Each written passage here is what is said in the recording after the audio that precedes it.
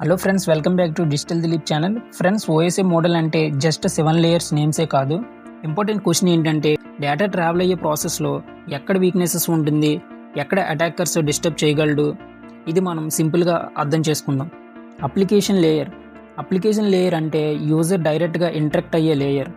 Browser open చేయడం, login చేయడం, website use చేయడం, ఇవన్నీ ఇక్కడే జరుగుతాయి.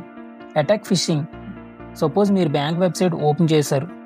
Attackers same looking fake website create చేస్తాడు.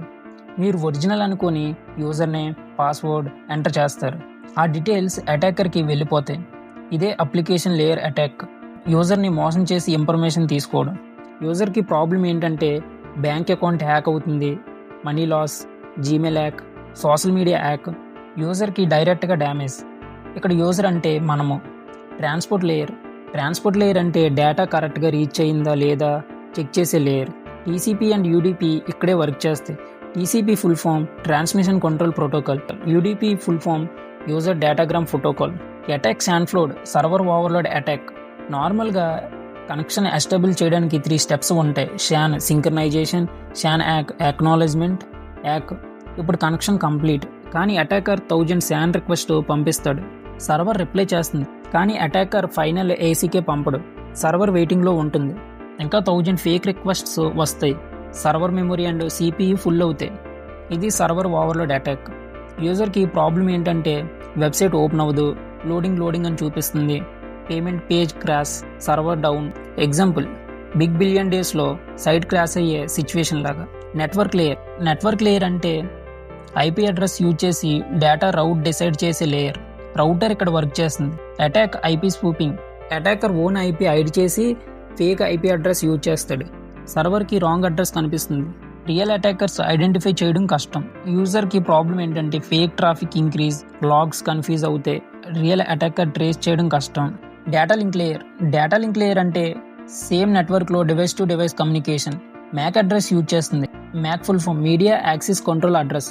స్విచ్ లేకుండా వర్క్ చేస్తుంది. Attack ARP poisoning. నార్మల్గా ఐపీ టు మ్యాక్ కన్వర్ట్ అవుతుంది, కానీ అటాకర్ ఫేక్ ఏఆర్పీ రిప్లై పంపిస్తాడు, రౌటర్ని నేనే అని. సిస్టమ్ నమ్ముతుంది.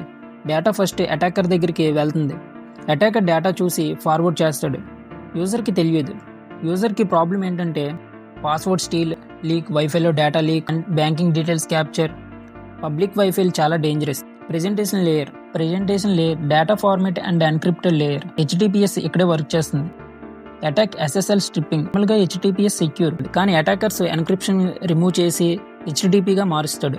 డేటా ప్లేన్ టెక్స్ట్లో వెళ్తుంది. యూజర్కి ప్రాబ్లం ఏంటంటే password visible, credit card details leak. Server overload అంటే క్లియర్గా అర్థం చేసుకుందాం.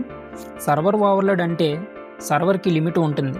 ఎగ్జాంపుల్, 1000 యూజర్స్ హ్యాండిల్ చేయగలదు, కానీ అటాకర్ 1 lakh ఫేక్ రిక్వెస్ట్స్ పంపిస్తాడు. సర్వర్ కన్ఫ్యూజ్ అవుతుంది రియల్ యూజర్ రిక్వెస్ట్ ప్రాసెస్ చేయడానికి. సిస్టమ్ స్లో అవుతుంది, ఫైనల్ క్రాష్ అవుతుంది. ఇదే డెనైల్ ఆఫ్ సర్వీస్ కాన్సెప్ట్. అటాక్ అంటే హ్యాకింగ్ సినిమాలోనే కాదు. అటాకర్ చేసే 4 థింగ్స్: యూజర్ని మోసం చేయడం, సర్వర్ని ఓవర్లోడ్ చేయడం, ఫేక్ అడ్రస్ యూజ్ చేయడం, ఎన్క్రిప్షన్ రిమూవ్ చేయడం. ఇవి చేసి సిస్టమ్ డిస్టర్బ్ చేస్తాడు. ఓఎస్ మోడల్లో ప్రతి లేయర్లో వీక్నెస్ ఉంటుంది. మీరు లేయర్ అర్థం చేసుకుంటే అటాక్ ఎలా జరుగుతుందో అర్థమవుతుంది. అప్పుడే సైబర్ సెక్యూరిటీలో స్ట్రాంగ్ ఫౌండేషన్ బిల్డ్ అవుతుంది. ఈ వీడియో మీకు యూజ్ఫుల్ అనిపిస్తే లైక్ చేయండి, కామెంట్ చేయండి, and subscribe to Digital Dilip channel. Thank you for watching.